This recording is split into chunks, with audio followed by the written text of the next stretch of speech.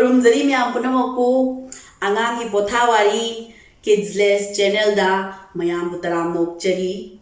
Angang pothawari Kidsless channel da mayam butaram nokchari. I hakna ranj. I hang na phony.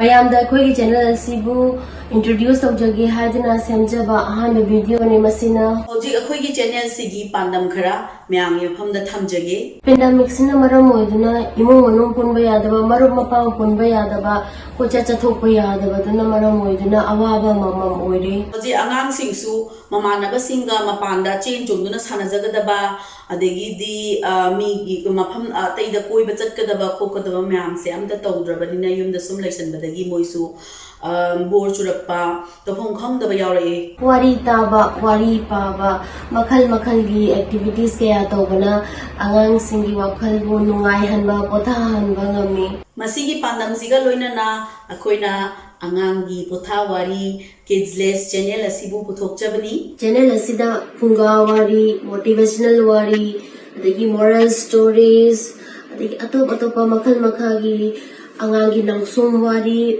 mayam ase pudana lakchagadoribani. Masida mayamna atay atopa angangi oiba kanagadaba makhal mathelgi video seman ningba leiragasu comment section da dum hapiramo akoi yaim khai ngamnanaba video semjanaba honajarake. Aduna akoina art and craft kisu channel lama angang singi oiba hangdokchari mamingna hobbies unrestricted haribasini.